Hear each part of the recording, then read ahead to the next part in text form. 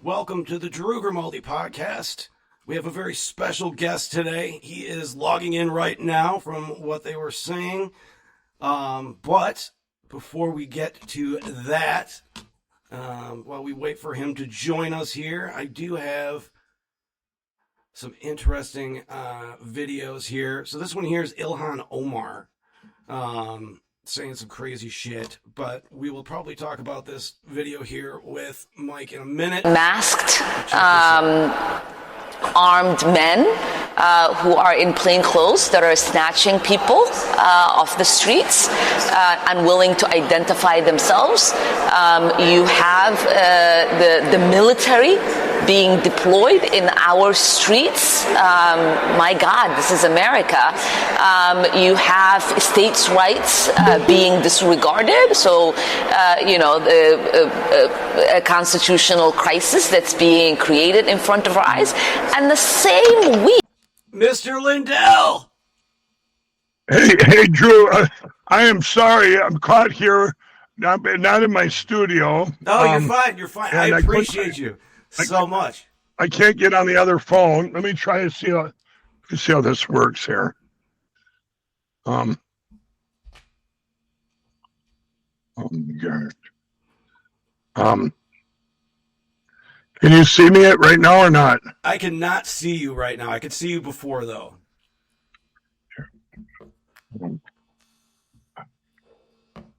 Rick said you were on the campaign trail, so... Yeah, I got a huge event this afternoon. I got to heading up there. Where are we at here? Okay. There you are. Now I can see you. Let me see if I can set up here. Like I say, I couldn't get to my... I've had a couple things happen. I can't get to my studio on time. I don't know if this is even going to work here. Yeah, it'll work. I appreciate you coming on. I was just playing a video of, while we were waiting for you to come on, of Ilhan Omar.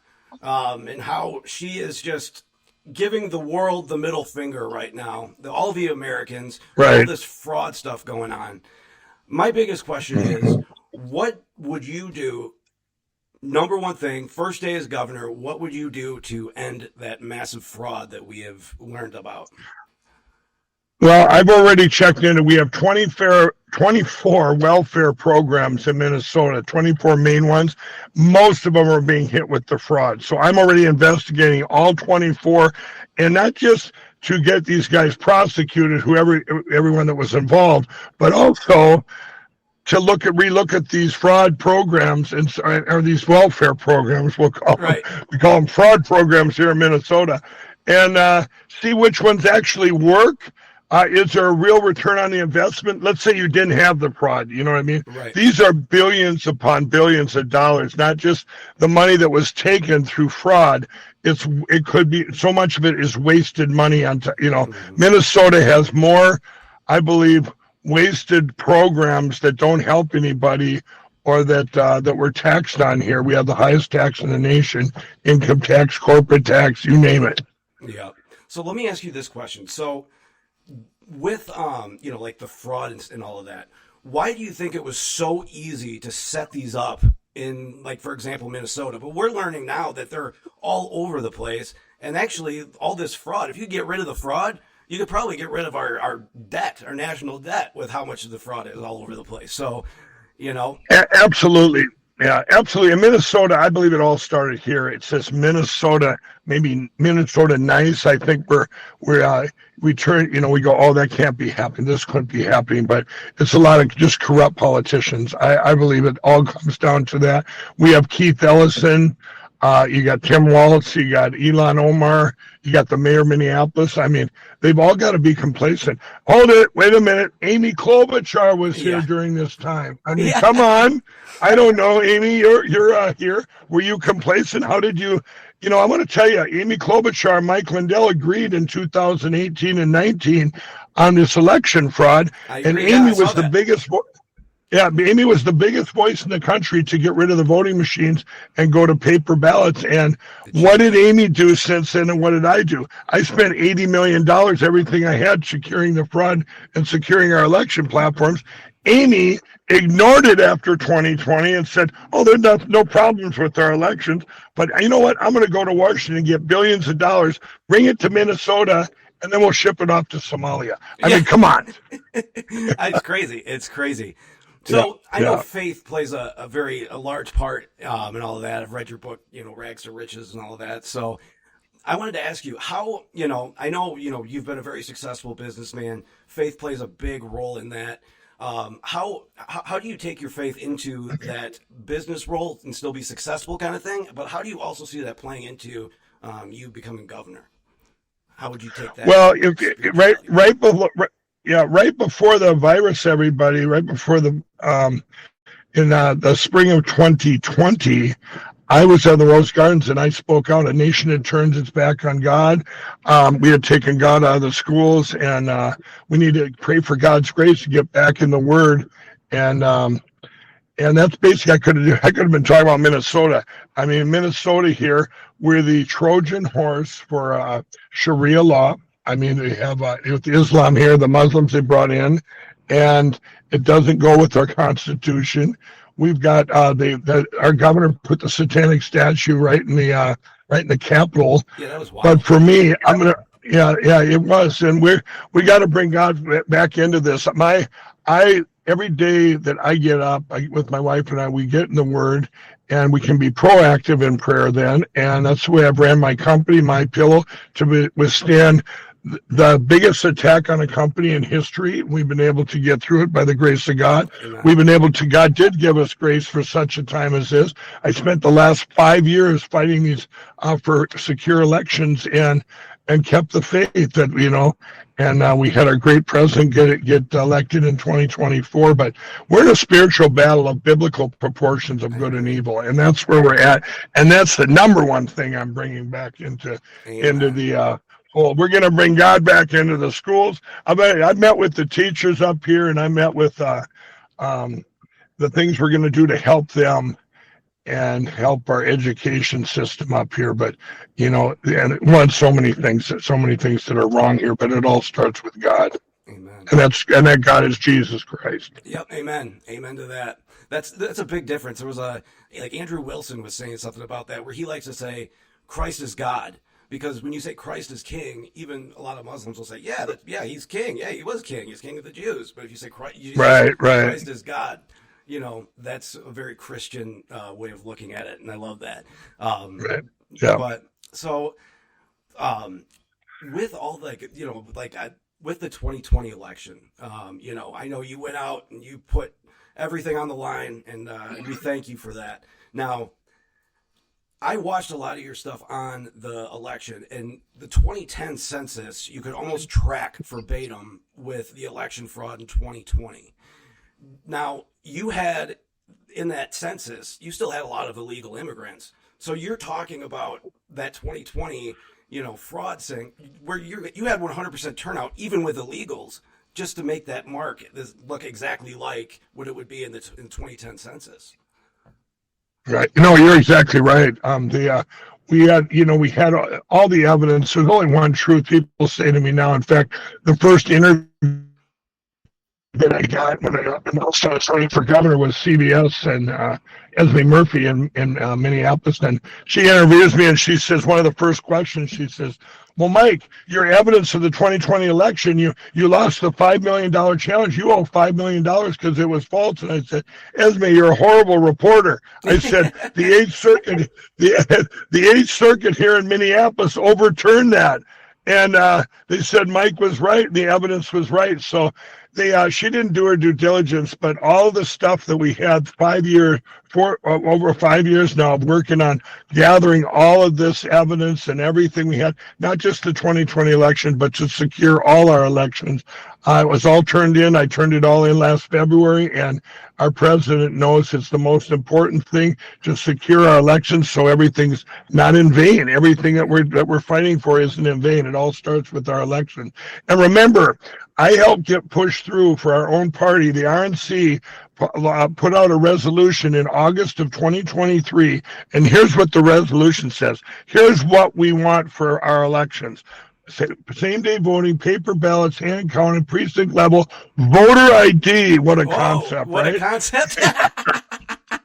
I just don't understand. I was in the car business for years, right? And you cannot buy a car without a driver's license. That's the first thing you ask for when somebody comes in. Oh, can I take it for a test drive? Well, can I get a copy of your driver's license?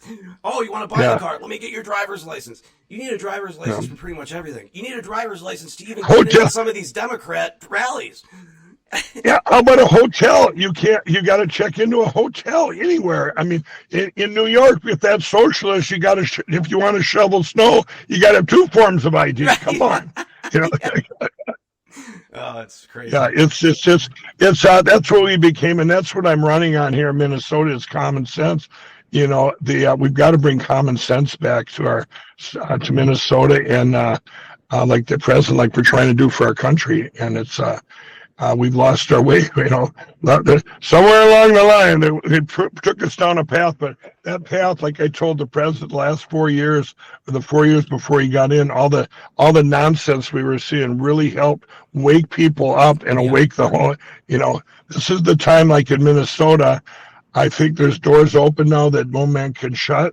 That the fraud, I feel, is one of the biggest blessings our state's ever got, because it's going to open up things. You can say ban Sharia law now, and you're not racist. Right. You can, but all these things, like you just asked at the beginning here about the welfare programs, all these things are going to be looked into, and if it doesn't make sense, it's got to be changed or discontinued.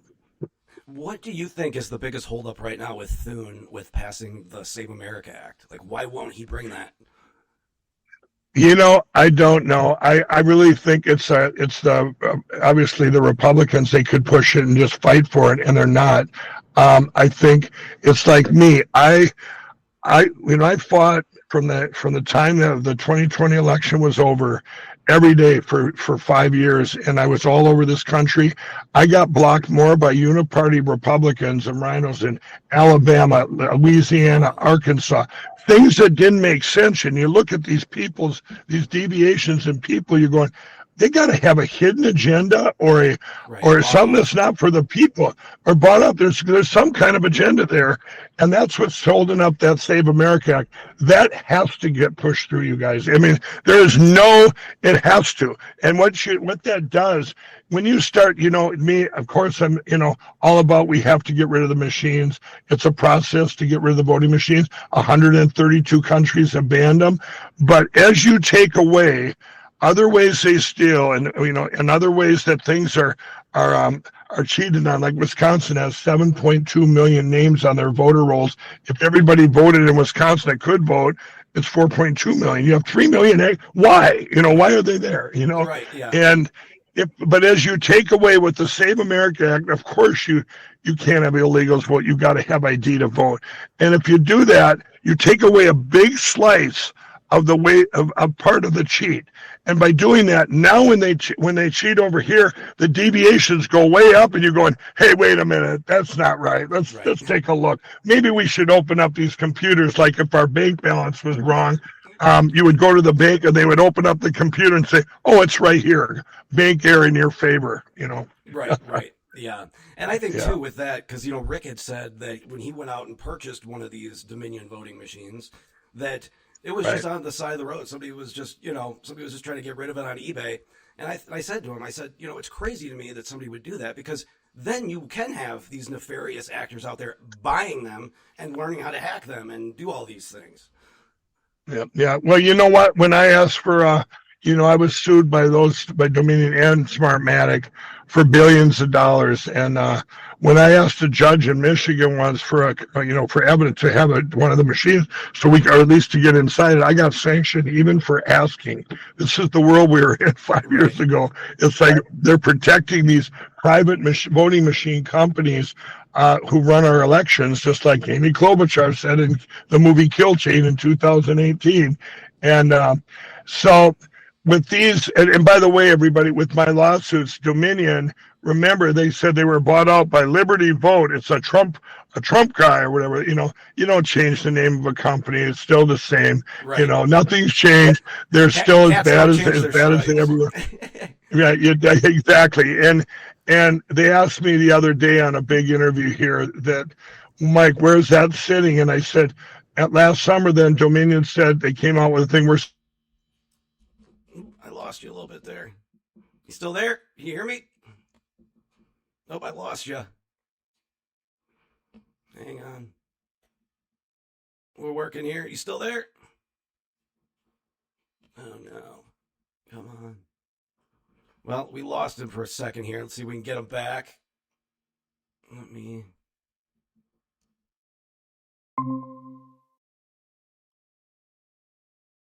All right, Mike, you still there? Uh-oh, looks like we lost him a little bit there. Oh, we lost him. Okay, well, maybe he'll join back in a second here. But let me see here. Well, yeah, we lost him, but let me put on some clips. Maybe he'll come back here. But I wanted to show the rest of this video here of how obnoxious these people are on this. Check this one out. Oh, he's back. 1 second. And admit. Oh, there you go. Sorry about that. I don't know what happened. Isn't that funny? You start talking about Dominion machines, and look what they do, right? Conspiracy theory. Yeah, I know, right? No shit. But yeah, I was like, oh no, no. I was glad you came back. But I'm saying is the with that lawsuit, they said we're going to drop everybody's lawsuits from Sidney Powell, Mike Lindell, OAN, all these. Well, that was a big lie, everybody. Rudy Giuliani. What they did is they went to everybody and said, if we're going to do a walkaway, you can't say what the walkaway deal was, but there's no money exchange. But you can't talk about the voting machines ever again. Well, there's one guy that didn't take that deal. Myself. I mean, are you kidding me? If you're going to drop them, then you go down and you drop them. The other one is Smartmatic here in Minneapolis. The judge been fining myself $500 a day because, and this goes to Smartmatic when the judge said I did defame him, and then it goes to trial 2 years from now. Well, the Smartmatic then during the following week was found out guilty of crimes in other elections, and this was news worldwide. You'd think it'd be like my cousin Vinny. Hey, in light of the new evidence, you're guilty. Case dismissed, right? But that's not the case. So they're still fighting me on every level on those, but they're like parked cars, and I'm going to still fight my teams. I built the cause of America during the last 5 years to help secure our election, 300,000 people strong in all 50 states, which is what we're doing in Minnesota now with my governor's campaign. We divided up into 67 Senate districts, building teams in every one, getting out 26,000 signs. We're going to win this. Amen. Well, you better. We need you. We need you. we need people like you out there. I mean, because, I always said it this way, right? Once President Trump came into the fold, I said to myself, I'm never voting for a career politician again. I would rather have somebody who is a businessman, successful businessman, has made his money, and he goes, you know what? I want to serve the people. And I think that is the biggest disconnect that people get from President Trump, is that he was a businessman beforehand, and that he's not corrupt. And so they're drawing these schizophrenic connections of like, oh, he just bought this stock and then he took these people to, it's like, it's just crazy to me. They will slander him and any Republican, no matter what. And I saw it with you especially because they kept saying, oh, Mike Lindell's debunked claims. I searched the internet forever. I never found any of them debunked. There's only one truth. Everything I've ever said is the truth. And you got to realize I was the media's darling. I had sold over 85 million My Pillows, built a company from scratch, went around with a pickup truck to every nook and cranny in Minnesota with selling pillows from town to town, and built that into thousands of employees, thousands upon thousands over the years, 85 million My Pillows. But before, been on TV millions of times, before I got involved with politics in these elections, I had never voted in my life, by the way. I didn't think politics mattered. Well, boy, did I learn it matters everything we do, right? Everything we do. And for me, you sit and I look now when you talk about a businessman from a business point, even My Pillow being attacked, the most attacked company in history, just because their CEO will not stop talking about these elections. But they always try to use that, and now they're using it in Minnesota, saying, "Oh, Mike Lindell, he comes with baggage and he's friends with Donald Trump." Well, is that so bad? Right. I think those are two things. The baggage is actually what the baggage that I have all the receipts on everything in this country for these election platforms basically came through us as a hub of a wheel. Everything was sorted, and now it's sitting in the DOJ. And that's not just the original evidence I had, but the cast vote records. And it's like having all the camera angles from every different direction of a bank robbery, and not just the 2020. People need to realize that's every election since then that we've looked into has computer manipulation or other problems. So I'm looking forward to, it's the same type thing. Do you watch our great president because he was a businessman? I told Esme, she said the other day when I was on that horrible interview in December, she says, "Well, Mike, isn't My Pillow bankrupt?" I said, "No, who told you that?" I said, "We're still standing. We're standing strong in spite of all the attacks. My employee-owned company, we have gotten through by the grace of God." And, you go back in the day before all this, that was the media's darling, where they could say, "Mike, how many more veterans are you hiring? How many more addicts are you giving second chances? How many millions of dollars have you given to the inner city of Minneapolis and St. Paul and Salvation Army and Teen Challenge and hurricane victims?" At My Pillow, we have a 10% tithe that we do regardless of even through all these attacks to help people. And so a lot of the stuff, to keep. I've learned so much, even building the business, but also from scratch, but also being in the midst of these attacks, how you secure things and keep going and navigating. Remember, I've had to navigate the media, as just like our president, and the attack media. And so I really feel that I don't see any other one that can win Minnesota, these Republicans. And if I did, I would say, "Oh, okay, well then have at it. Here's all my plans to secure Minnesota in every single platform, from the farmers to the teachers to our healthcare. I have all these laid out." And but I don't. It's like the movie Armageddon, when they asked. The daughter asked Bruce Willis, "Why do you have to go do this?" And when they were saving the country for the asteroid, and I said, "Just for me." "Well, why?" "It's the same thing." He said, "Because I don't trust anyone else to do it right, to get it done. We've been blue here since 1972. It's the same input's going to give you the same output."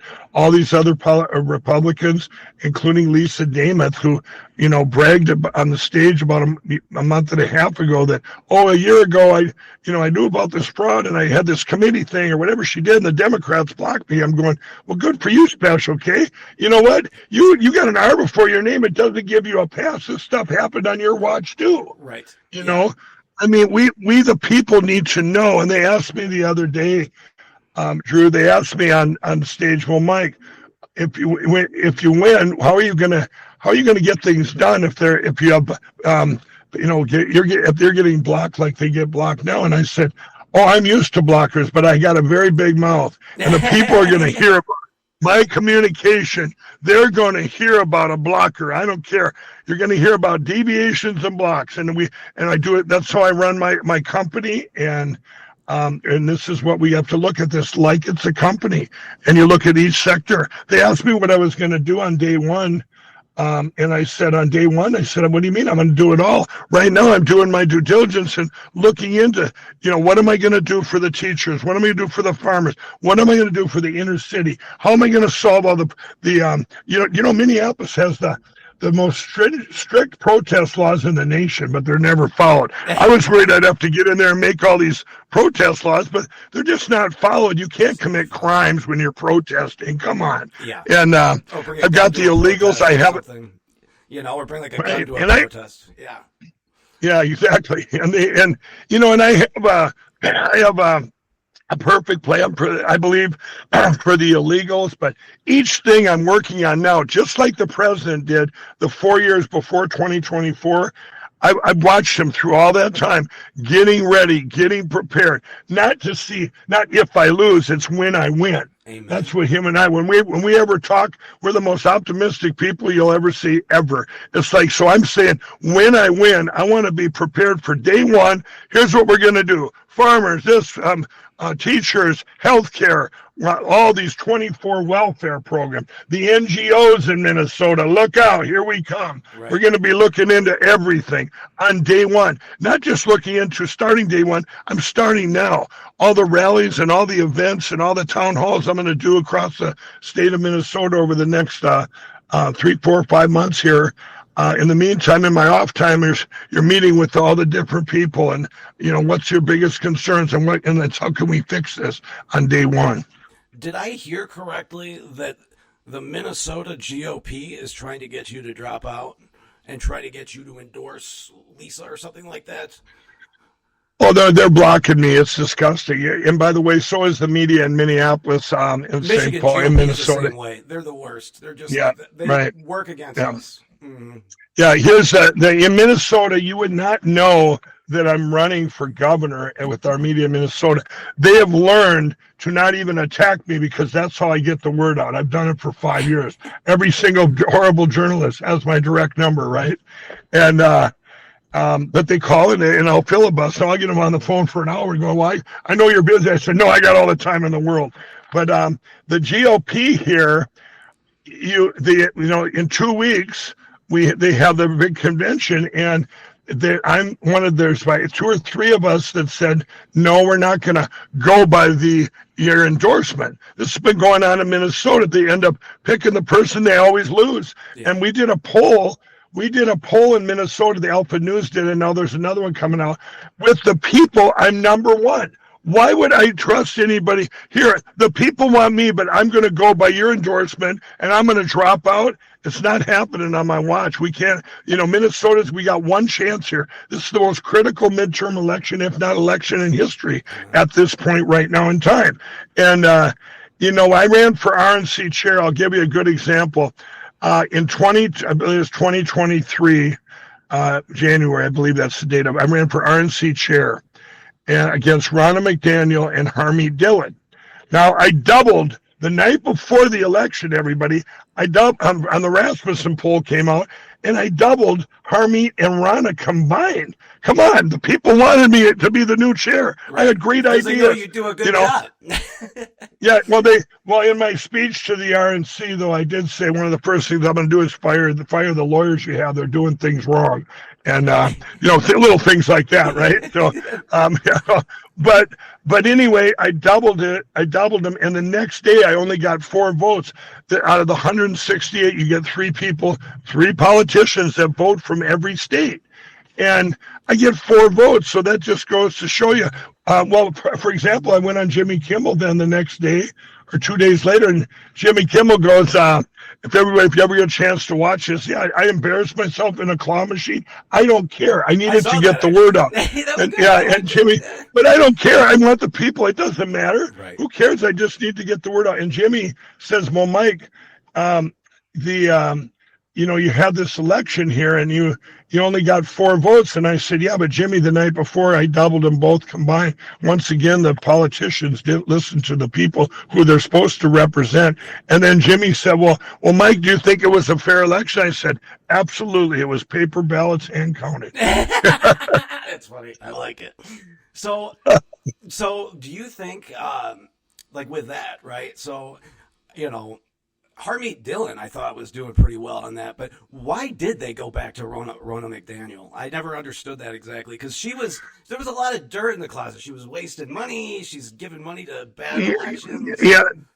Well, there was a couple of things there. I was actually, to be honest with you, Ronna McDaniel actually helped me because I was there to get that thing pushed through, that resolution, to be honest, there was a lot of stuff that I found out about Harmeet the night before the election, where Ronna McDaniel had taken a lot of the blame from me, and here it was all Harmeet. So I had a big disconnect with Harmeet, and I still do. What she did left me hanging and everybody hanging down in Arizona when we were doing all the audits, and I was paying for them all, and there was a lot of things that went to do with that. But as far as the vote goes, I don't think, obviously the ones voting didn't know that, but what you had there at the RNC, what I learned of the 168, you probably got about a third up here that I would consider rhinos, establishment, uniparty type, the party that, it's all about greed and money and everything else. Then you have this middle section of the RNC that is, they don't know which way to go. They're just there, I'm here. I'm one of the guys. But they mostly were drifting up to the upper echelon, these guys running it. Then you have the people's here, which we have about a third. It's about a third. So you have these people here. Everyone's still going to Ronna, and I think it came out the way it did by getting that resolution pushed through. Ronna McDaniel, now, did I have big risks with her from the 2020 election? Absolutely.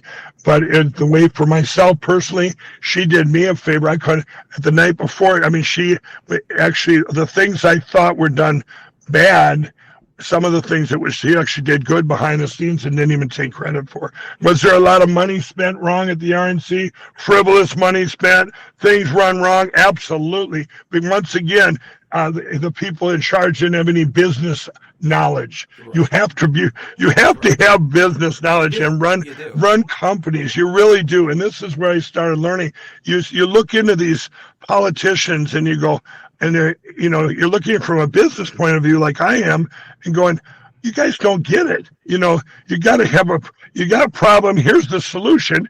And then here's what it's going to manifest to. That's one thing with the president. He's got a gift from God, problem solution, and he'll know what it's going to manifest to. Just like we're sitting in right now. Everyone's going, oh, gas is so crazy. Well, yeah, it is right now. But you know what? The sacrifice now is going to be, he's not afraid. Oh, there's a midterm coming up. But, I really believe within 2 months that gas is just going to drop down lower in the history. The long-term gain is saving the world. We're talking about, but of course they're looking at this. Now you're worrying about gas price, and we had the worst economy in history during Biden and all the, with the stolen election and all these things, and they're pinpointing this. So, we pray that because the gas will drop before this midterm elections, which I believe it will. But one thing, our president, he makes decisions based on here's common sense and here's what it can manifest to help all people. And he doesn't go, well, I'm not going to do this because it's I might lose some votes, or I might lose we might lose some midterm, or we might lose some votes. I'll give you a perfect example. When I was running when I was still doing the debates here with the other candidates in Minnesota, the second night I was there, this guy comes up to me and he says, now here in Minnesota, it's the worst abortion laws of the thing. You can kill a baby right before they're born, right? And he says, no, we're not going to be able to get them changed here. But, if we want to get, if you want to get more votes and stuff and get, you got to go kind of to the middle. So just say, well, we want to try and move it down to, maybe less months, maybe 3 months or whatever. I'm going, are you kidding me? I said, you think I would change my Christian values and say, okay, it's okay to half kill a baby and call that progress? Right. Yeah. To get some vote, if I need that person vote, I'm in the wrong business. Yeah. That's just unbelievable. Right. It's the most nonsensical things, and you can look at everything like that. But I think, enough eyes have been opened. I've said it before, the 2020 election will be the most important election in history.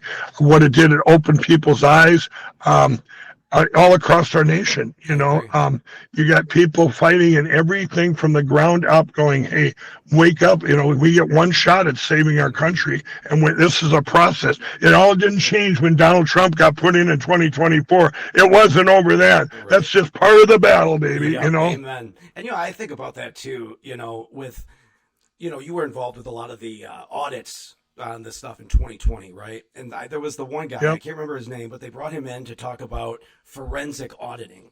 And if you get a paper ballot they're paper, so anytime you fold it and all of that, you're going to have breaks. Yep. It's paper.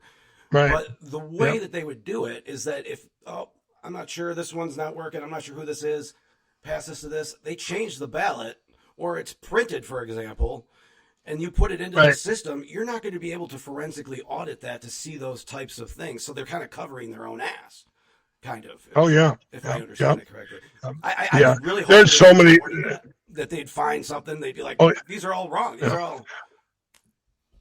Well, they have. You got to realize what we broke through is the biggest cover up to the biggest crime or potential crime the world has ever seen, which is take the United States without firing a shot.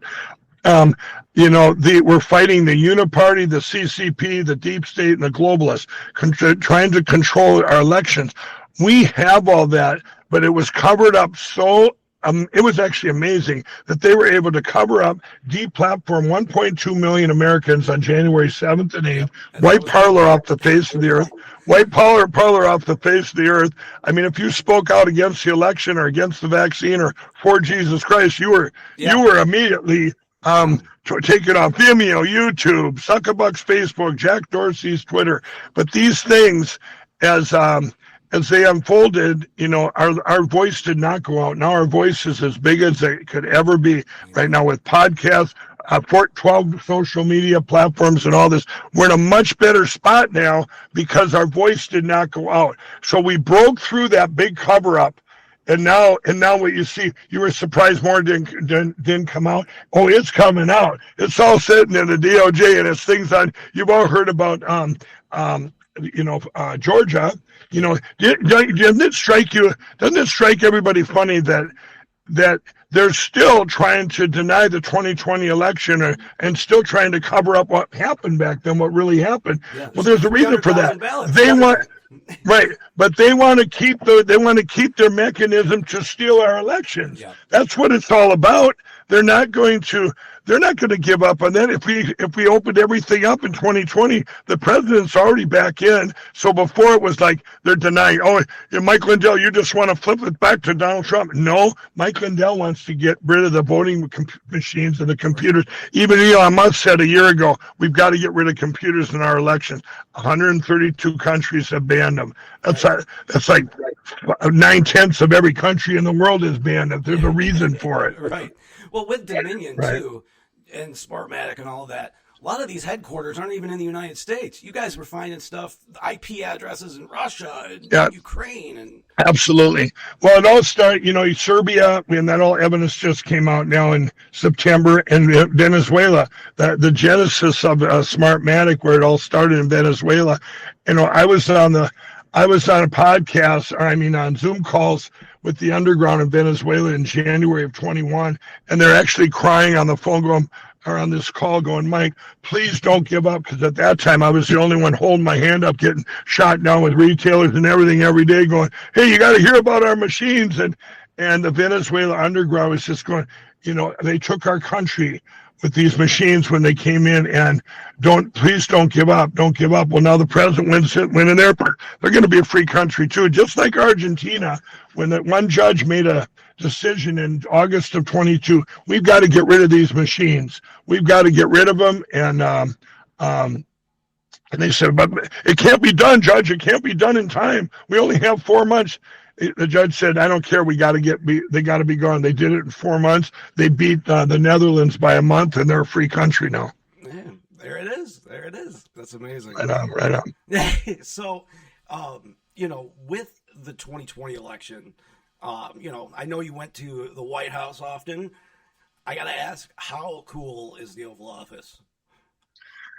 It's absolutely amazing. I've been blessed to be such good friends with the president, and an ex-addict from Minnesota, and to be in there and to be blessed. But the Oval Office it's just amazing. It's surreal. And the president, I tell you, there's a couple of things I can say, but people who don't know, he's so funny. He's very funny. He's the most optimistic person I've ever seen. He's the best multitasker I've ever seen. And he one of the best listeners I've ever seen, where people will be in that Oval Office and he'll just take an input on everything. Your opinion would matter, yours and yours and yours and yours, to listen to people. And then, like you say, he's got that God-given talent, problem solution, knowing what it's going to manifest to help all people. And he doesn't care about people, the blockers. You make this decision, and it would take a lot to move it off that once it's taken in. But there are times you have to bend it, like a businessman. Okay, we got it. Now we'll have to give a little bit here, but it's just amazing. So what do you think it's going to take, right? So right now in the Republican Party, there's kind of a divide, right? We're kind of have this schism, so to say. You got the Tucker Carlsons, the Candace Owens, and then you got, your other ones. Granted, Tucker and them have gone nuts, but what do you think it's going to take to bring, as they call him, Tucker Carlson, but, what's it going to take to bring the party back together, given, the division on this Iran issue, do you think? Well, I think you're just going to see as it comes to fruition here, and and we just pray that it comes, it's always on God's timing. I think it's going to come very fast. And once again, you will see that, because they've been doing this to the president now for over 10 years, or, even before he was elected. He put something out there, and the media and everyone, and sometimes our own party, attacking him, going, the world's going to collapse, what you did, everything's going to be horrible now, you ruined our way of life. And then 3 months down the road, it's a beautiful thing. And then they go on to the next thing, the media and everybody. So I don't think there's a big divide. I think people see through the Tucker Carlsons of the world. I think and like I told the president, I just told him this again the other day, sir, everybody loves you. Some just don't know it yet. Amen. That's a great line, right? I mean, that's it. Because it just takes more and more time where they go, wow, if I look back, if you really open your eyes and see the big picture, I mean, these people in Iran, now granted, the timing's a little off here. Those people are ready to stand up, 80% of that country, for freedoms, but they killed 40,000 of them in January. And if they would have, they need to rise up again to help here, and to free their country after 47 years, and get the way of life we all have. But they lost. Remember, those 40,000 were probably the most courageous of the courageous.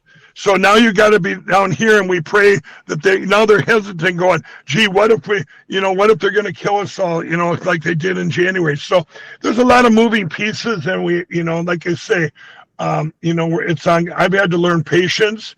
During this, you look up patience for anything. You don't see my picture, but I've had to learn it, that it might not be God's will or God, right? It might not be God's will or God's timing. Yeah. So, but I really believe that this is when you get through this, it'll just be another thing for our president. Hey, you stopped the end of the world with Iran getting a nuclear bomb. Also, you freed a great nation of people. Remember, this is like 2 generations later, after they going back then, where they finally, where those generations, as they got older and the internet got in, and they started hearing of a life better outside of Iran, and they started going, hey, there is a better life, there is a better way. So communications are a big thing, and that's but I just think you just got to watch this out. In the meantime, it's embarrassing. Your Tucker Carlsons of the world, as far as I'm concerned.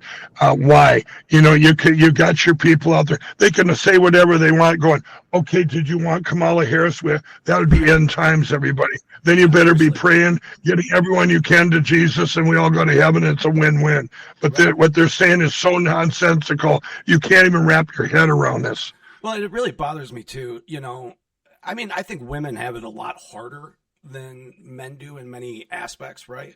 And I think what they have done to Erica Kirk is just insulting. Like, I mean, the poor woman lost her husband, and all of a sudden it's like, Candace Owens is out there talking about the Mossad killed him, and it's like, she's just going for clicks and stuff, and it's just kind of a disgrace. This poor woman lost her husband in the most brutal of ways, and I was so devastated. But I just hate to see that these people are just choosing hate over just being good people. And you got to look at this, everybody. That's deviation in behavior. This is all about deviation. So now we have these deviations in behavior with your Candace Owens and so on. There's an agenda behind that. Is it a grifting agenda? So more people watch your podcast. What is behind that? Is it? Does she really believe that? You see, you got to. There are different things too that. When you get a deviation behavior, you have to try and find the input to realize why things changed. You know what I mean? And nobody can really put your finger on it. I've tried to with Tucker Carlson. I'm going, I don't get it. But then this man, maybe he didn't change. Remember, they found texts of his that he didn't like Donald Trump going way back, you know? Right. So, I thought that was weird. They're so close with him, that he got really close with him, Seemed kind of odd after saying stuff like that. But there was a lot of that, during the Dominion thing when all the Fox News things came to light, and it was like, oh, Tucker is actually kind of a snake in the grass. But I think that's true with, the whole 2020 situation, is that God has a plan for everything. And I feel like, after 2020, God revealed every snake in the grass.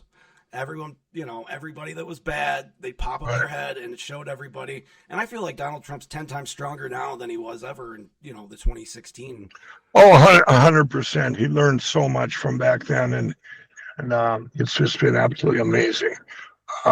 He learned. I've told him if he was put back in back then, if I'd have been the marketer for evil, we'd have lost our country forever if they'd have put, hey, nope, you're the rightful winner, because so much had to happen these last 4 years before he got in, for him to learn, and for all of us to learn of everything that it went on. I said, I told him once, I said, we were sitting there, and I said, sir, there's two buckets going on. This is like early summer of 2024. I said, first bucket is this bucket of common sense. I said, the more bad things keep happening, I said, people are jumping into your bucket, and they call it the new party of common sense. And I said, and also people are jumping into this other bucket, the greatest revival for God, for Jesus Christ ever, because things are bad. People don't look to God when things are good. They look to God when things are bad. Right. And then I remember him looking at me, and he said, but Mike, he said, they're just destroying our country, destroying everything. He said, we got 4 years. And I don't know if we get it all fixed in 4 years.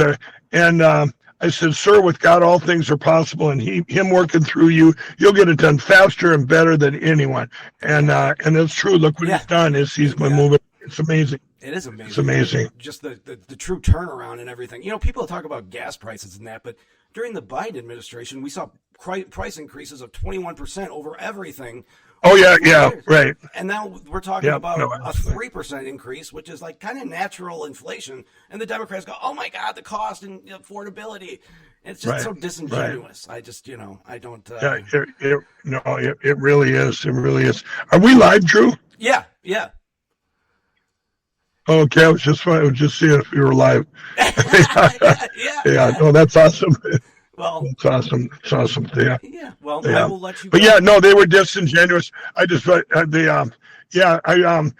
come back on, but I do have in about 4 minutes. About 5 minutes here, or 4 minutes. I gotta go. That's the only thing. I will let you go. I appreciate you so much for coming on. It's been great talking with you, and God bless you, and we'll see you. I'll come on anytime, and I want to tell you, we're praying for Michigan. I'll tell you, Michigan, you guys, of all my teams, they are the biggest fighters, and I mean that with all. You guys just don't give up. Even look at, you lost all the Republicans in the 2020 election, but they were not good Republicans. Everybody, and that Michigan did not give up. You guys have fought, and great things are coming in Michigan. I believe Michigan, Minnesota, with the fighters we have, are going to lead the way, but especially Michigan to finally get our elections secure and get back to common sense and a great way of life that we for our future. So thank you, Drew, and I'll come back on any time. And if you guys want to check out my what I'm doing in Minnesota, it's lindellgov.com. Very easy, lindellgov.com. Absolutely. We'll put that up on the links. I appreciate you. Thank you so much again for coming on. You are the man. God bless you, Drew. Thank you. God bless you. Take care. Okay. All right. And that was our show for today. We had the great Mike Lindell. Great conversation. A lot of perspective there. A lot of perspective. One thing I always love about it is his faith. His faith is so strong. And they always say that people who are strong and people who get constantly knocked down and constantly get back up, those are God's people. Those are God's people. So that is the biggest thing. Be one of God's people. Keep the faith. Always follow the good Lord and his ways. Now, this is what is happening in New York. And this is pretty crazy stuff, really. But check this one out here. What the fuck is wrong with you, bitch? What the fuck up?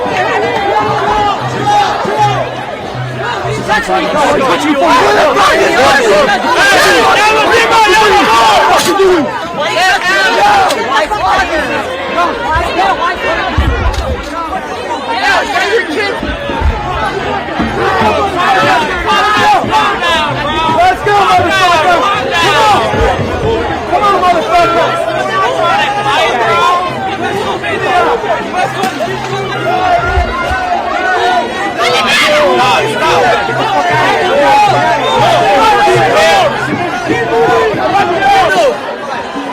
Shuffle. 9/11 also? Did you celebrate 9/11? Shuffle. Are you celebrating 78 years of bloodshed? 78? Are you celebrating 78 years of bloodshed? 78 years of occupation? Are you celebrating this? Are you celebrating 78 years? Who's celebrating terrorism? Who's celebrating? A lot of, so that's what's happening in New York, right? And they're doing this outside of a synagogue. It's crazy because the Democrats have really become this anti-Semitic party of just hate. And look at this. Too ugly. Jewish women are way too ugly to be raped by him. And maybe with a condom. Look at this. Too ugly. Too ugly. Jewish women are way too ugly to be raped by him. And maybe with a condom. Jewish women are too ugly to be raped? How nice. Like, tell me there's not a mental illness there. There's so much hatred in these people's hearts, and it's all based around Donald Trump. Now, I mean, you got these people that just lie about everything. But I wanted to get to this one too, because we had a California mayor, Mayor Eileen Wang, who was charged for spying for China. And she's in Arcadia Mayor Eileen Wang not taking questions about the sentencing of a convicted Chinese spy who she once referred to as her boyfriend and fiancé and who worked on her campaign. Can you just give us your reaction to the sentence? I don't have it. Mayor Wang has not been accused of any wrongdoing in connection with this case involving the Chinese spy that began to unfold several years ago. Tuesday's council meeting was the first since the now convicted spy, Yao Ying's son, who also went by Mike's son, was sentenced to 4 years in prison for his covert actions on behalf of the Chinese government. The feds say starting in 2020, Sun operated a pro-Chinese Communist Party news website for the Chinese American community. Sun was also directed by Chinese officials to boost the campaign of an unidentified Southern California politician. This is Wang talking about her relationship with Sun at a council meeting from December of 2022. To my fiancé, Director Mike's son, who walks streets with me every single day, who is a real leader of me. After Sun was charged, Wang tried to distance herself from Sun. Number one, he's not my fiancé. Whoever wants to see he's my fiancé or former fiancé, please prove it. So you have these people that are just spying for other people. And it's crazy because think about this. How do you get into the United States, get into a mayor spot, and then if you're spying from another country? Now, that same woman, she pleaded guilty. And this is... 我是2022年 Arcadia 第3区市议员候选人，我将致力于为全体市民争取权益，努力提高企业信心，平衡预算，打击犯罪，不遗余力。请在11月8日投我一票，支持王爱玲竞选 Arcadia 第3区市议员。谢谢大家。Hello everyone, my name is Eileen Wang. and running Arcadia City Council District 3. Public safety, transportation, homeless issue, all are my priority. Please support and vote me on November 8th. Thank you. Really American stuff there, right? But I just think that's crazy that that you have that. And then also in California, this, as if these people get any weirder, you legitimately have Karen Bass. People who are unhoused that you meet have no teeth at all. They don't have teeth. Why? Because meth rots your teeth. You can't succeed without teeth. So there needs to be comprehensive health care provided to people. How many people? So that's what they want. They want free teeth cleaning for crackheads and meth heads. That's what they want. But that is all the time that we have today. Thank you so much for watching and listening. You guys are awesome. Keep the faith. God bless every single one of you, and get out there and talk shit to a liberal today. Keep the faith. We'll see you next Saturday at 11 a.m.